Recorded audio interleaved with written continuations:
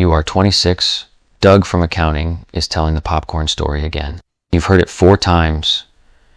It was never funny, not even the first time, and you know exactly how it ends because you've heard it 4 times. You don't laugh. You just look at him, say, "Yeah, I've heard that one," and go back to your desk. Doug blinks. He wasn't ready for that. Nobody in this break room was ready for that, least of all you. 2 years ago, you would have laughed. Not a real laugh. The other one. The one you kept in a drawer specifically for Doug and your old manager and anyone whose opinion of you could theoretically touch your paycheck. You want to know what changed. So do I. You are 23. Rent is $1,050. Your paycheck lands on the 15th and the 30th. And by the 27th of most months, there's a specific kind of quiet in your chest that has nothing to do with silence and everything to do with math you're doing without meaning to. $54,000 a year.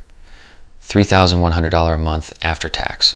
Rent, a car payment of $310, insurance, a phone bill, groceries that get cheaper every week. You don't notice yourself downgrading them. There's a number left over most months. It's small. It's never enough to feel safe and never small enough to feel like nothing, which turns out to be the worst place a number can sit. You don't have savings. Not zero exactly, 340 in a checking account that functions less like a cushion and more like a rumor of one. And underneath every single day, quietly, is one fact you never say out loud. One bad week ends you. A car repair, a dentist appointment you've been avoiding, a layoff, even a small one, even a rumor of one. You are not thinking about this consciously most days. You don't have to. It's already rearranged everything else. Here's what nobody tells you about that fact, sitting underneath you. It doesn't just sit there. It reaches up and edits you. In a meeting in February, your manager, Greg, says something about the timeline that you know is wrong. You did the math yourself the week before. You open your mouth, you look at Greg's face, at the 4 other people in the room, and you hear yourself say, "Yeah, that could work, and that could work." Not because you agreed, because agreeing was cheaper than the alternative, and you were already operating on a margin too thin to spend on being right. You don't clock this as fear in the moment. It doesn't feel like fear. It feels like being easy to work with. Marissa sits 2 desks down. Marissa makes almost exactly what you make, and Marissa has a strategy, except she wouldn't call it that. She calls it not looking broke, new sneakers before the old ones are worn out, a round of drinks she picks up for the team on a Thursday that costs her $61 she does not have room for, a weekend trip to Charleston with people from the office she can't really afford, booked the same week her card gets declined at a gas station for $14. You watch her do this and you don't judge her because you are doing a quieter version of the same thing. You pay for a dinner in April you can't afford. $89 split 4 ways that should have been $22 for your share, except you grabbed the check before anyone could offer because letting someone else pay felt like admitting something you weren't ready to admit. Every dollar spent proving you're fine is a dollar that isn't becoming the thing that would actually make you fine. Nobody explains this to you at 23. You just feel the shape of it faintly, like a draft coming from a door you haven't found yet. Currently, more than 4 in 10 Americans say they couldn't cover a surprise $1,000 expense out of savings. Not because they don't work hard, because the margin was never built into the plan in the first place, and building it competes directly against the version of yourself the world rewards you for performing right now, today, in this meeting, at this dinner. You laugh at Doug's popcorn story for the first time in March. It's not funny in March either. You laugh anyway because Doug is friendly with the director who signs off on your review, and you cannot afford, literally cannot afford, to be the person who doesn't laugh. That's the sentence that changes things, actually, though you don't know it yet. You hear yourself think it, "I cannot afford to be honest right now," and something about hearing it stated that plainly makes you sit with it longer than you meant to. You open your banking app on a Tuesday night in April, and you do math you've avoided doing. Not what you'll spend this month, what it would take to stop being edited. You land on a number that feels almost embarrassing in its smallness and also completely unreachable at the same time. 10,000. 3 months of the bare version of your life. The version with no dinners you can't afford and no sneakers you don't need. Sitting in an account you don't touch. You don't tell Marissa. You don't tell anyone.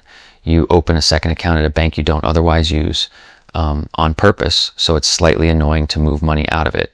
You set up an automatic transfer for the 16th of every month, the day after payday, before you can see the number and decide it belongs to something else. $310 a month.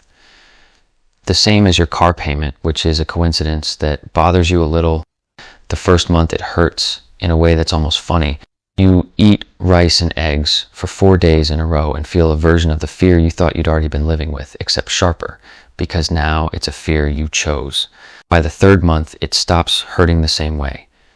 Not because 310 gets easier to live without, because you stop checking the number every day, the way you stop checking a bruise once it started actually healing. This is not a story about a side hustle or a stock that tripled.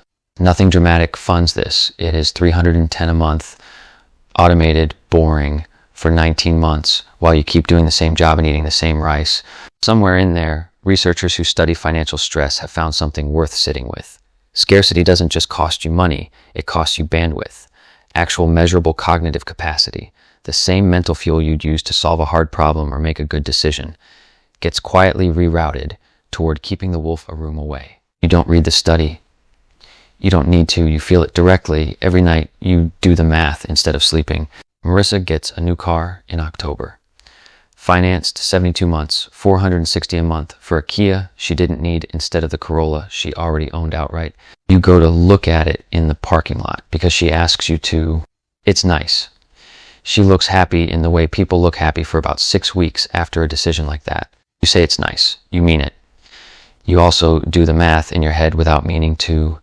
$460 a month is your entire safety net minus $150, and you say nothing else. November. Doug does the popcorn story a second time. You laugh. It still costs you something to laugh, but you don't have the number yet, so you pay it. You cross 10,000 on a Tuesday in the following June. Not dramatically. You're standing in the frozen aisle at a grocery store comparing 2 bags of vegetables, one 3.29 and one 4.19, the way you've compared prices for 2 years without thinking about it, and your phone buzzes with the transfer confirmation. 10,014.06. You look at it, you put the more expensive bag in the cart, the one you actually prefer, and you don't think twice about the 90 cents. That's the whole moment. Nobody's there to see your face do whatever it did. You're not sure yourself what it did. You go home and you don't post anything. You don't tell your parents. You make dinner and you sit on your couch and you feel something you don't immediately have a name for. It isn't relief exactly, though relief is in there somewhere. It's closer to noticing your shoulders have dropped an inch and you can't remember them ever being up that high in the first place. Here's the part nobody warns you about. The money didn't change your life the following week. What changed was smaller and stranger. You stopped rehearsing your sentences before meetings. In August, Greg says the wrong thing about the timeline again. A different project, same mistake, and you say, I don't think that's right, actually. I ran this in April. We're off by about 3 weeks. The room goes quiet for a second. Greg looks at you the way Doug looked at you in the break room. Not angry. Recalibrating. You are not the easy version of yourself anymore, and everyone in the room can feel it before they understand it. The emergency fund never leaves the account. That's the part that surprises you. You expected to feel the pull to spend it the second it existed. Instead, you feel the opposite, a strange, quiet unwillingness to touch it, because the number isn't really 10,000 anymore. It's the thing standing between you and the version of yourself that agrees with Greg to keep the peace. Touching it would mean going back to being edited. Marissa notices before anyone says a word about it. She notices in the way people notice weather changing, not from a headline, from the air. You stop grabbing the check. You order what you actually want instead of the second cheapest thing on the menu, which was never really about the price. It was about not being the person who orders the cheapest thing where anyone can see. In October, she asks you to split a bachelorette trip 4 ways, $640 a head, and you say no. Just no, no long explanation attached. She's quiet for a second, then says okay in a tone that has a small door closing behind it. You don't hear from Marissa as much after that. Not a fight, nothing to point to. Just fewer texts, fewer invitations, a slow drift that you clock without chasing. You think about reaching out a few times. You don't, not because you don't care, but because some part of you understands, without being able to fully explain it, that the version of you Marissa liked best was the one who always said yes, always grabbed the check, always laughed at the story. That version of you required the fear to survive. The fear's gone. So is the version of you built entirely out of it? Currently, the typical emergency fund balance for the small share of Americans who actually have one sits right around $5,000, half of what it was reported to be just a year before. You didn't build a typical fund. You built double it in secret on a $54,000 salary in the amount of time it takes most people to decide whether they're even going to start. Doug tells the popcorn story a third time in December at the holiday party to a bigger crowd this time. You watch 3 other people laugh the laugh. You recognize it immediately because you used to keep the exact same one in the exact same drawer. You don't laugh. You say mildly, "This one again?" and take a sip of your drink. Doug laughs it off himself this time, actually a real one, and moves on to someone else. Nothing happens to you. No consequence arrives. It never actually would have. You just couldn't afford to test that theory before. You are still you. Same job, same desk, same rent, give or take. The number in the second account hasn't grown into a fortune. It sits there unglamorous, doing nothing more exciting than existing. But something underneath you has gone quiet that used to hum constantly, and the quiet turns out to be the thing you were actually saving for the whole time, not the number, the room the number bought you. Somewhere right now, someone is laughing at a joke that isn't funny, because the version of them that's honest hasn't been affordable yet. They don't think of it that way. They think of it as being easy to work with, easy to be around, easy to keep. Nobody tells them there's a version of themselves waiting on the other side, a number they haven't hit yet. You know exactly which version. You just don't know most days whether the people around you would still want you if you handed them the real one.